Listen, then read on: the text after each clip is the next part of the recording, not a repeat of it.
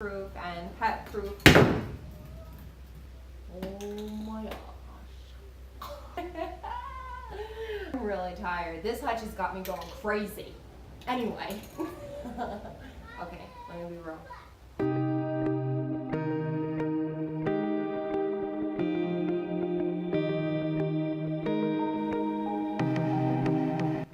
Hey guys, thank you so much for visiting my channel. If this is your first time here, my name is Carrie, and if you love home decor like I do, please consider subscribing.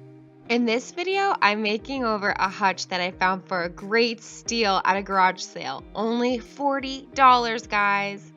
It definitely needed work, but I saw a bunch of potential. The previous owners had a dog, and I guess this dog knew that they had some good munchies in these cabinets, so he really went to town on them. So the first thing that I really wanted to do was buff out all those scratches and get it nice and smooth. That way I knew like which ones I had to fill in with putty and which ones I could just kind of sand and buff out.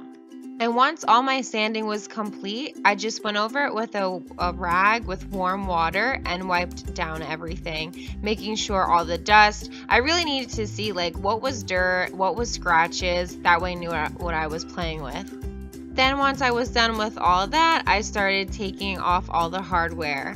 And that's when the fun, like that's when it's starting to become real. Like I'm working on this thing. This is my first big project, so I was a little nervous. So here is the wood putty. I never played around with wood putty before, so this was a little challenging for me. But once I got the hang of it, it was pretty easy. And it was so exciting to know that I could fill all these holes up and make this hutch look brand new.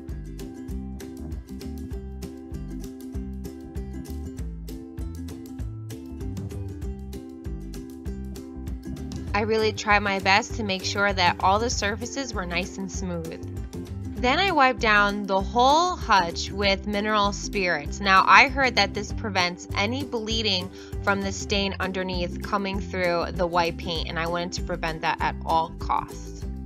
And here I'm putting on the primer, and I wanted to make sure I put on a pretty good coat and got the whole hutch and didn't miss any areas, because I'm trying to prevent that bleeding from coming through.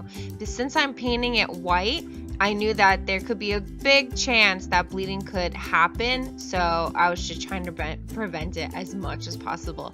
So here is the first coat of chalk paint. Once I put on the first coat of chalk paint, I was so excited, and it started to look like what I had imagined, so I was so happy. Okay guys, so this is my second coat I'm putting on it. Now I noticed in here, the lady who had it previously, she must have spilled something and it got stuck in the crevices. So I see that the paint is not drying over here. I'm gonna have to get in there and sand it all, and then put 2 coats of paint in there. But besides that, we're doing pretty good. The hardware came in for the hutch, and this is what I decided to go with. Isn't that pretty? So that's the handle, and the knobs look like this. Cute, huh? For the tiny areas that I couldn't get in with the larger chalk paintbrush, I had a smaller one, and I just really got in those thin crevices that the larger one couldn't get into. I spray painted the hinges with rust-oleum oil rubbed bronze spray paint, and I love how everything turned out, and it matches all the hardware perfectly. And for a top coat, I used the rust-oleum matte clear enamel. I would say the only thing I don't like about this stuff is the smell is really strong. Usually I spray outside, but because the hutch is pretty large, I wasn't able to get it outside. But I just made sure all the doors and windows were open and the kids were playing outside until it was dinner time, when the scent was completely out of the house. And now it's time to put on the door knobs and the drawer handles. For some reason, this was the part I was most excited about, because I couldn't wait to see the contrast between the dark knobs and the white cabinets. And I just love the way it came out. I was gonna go for just a black, but I'm really happy I went with the oil rubbed bronze.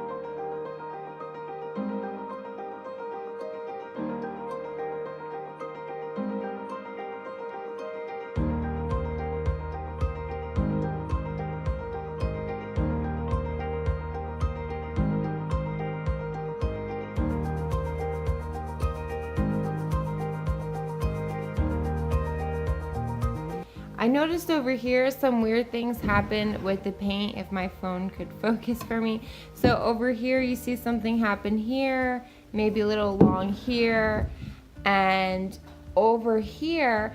But to be honest with you, I love it. I wanted it not to look completely perfect because that's what you're gonna get with chalk paint.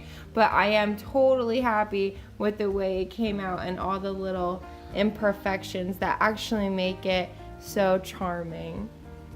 Okay guys, so I'm all finished and I'm really happy with the way it turned out. I can't wait to get stuff to decorate the shelves and really give it that cottage feel. I don't know what I'm gonna get to put on the shelves yet. I think I'm gonna be looking for plates and maybe pictures, but I'm just really happy with the way this turned out.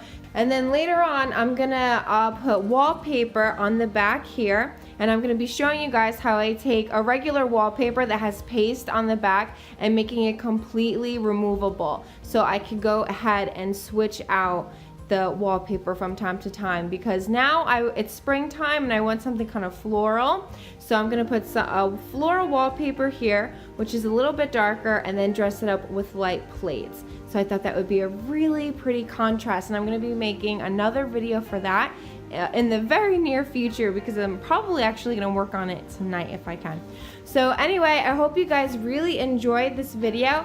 If you liked it, please give it a thumbs up, and I hope you guys take care and have a nice day, and God bless.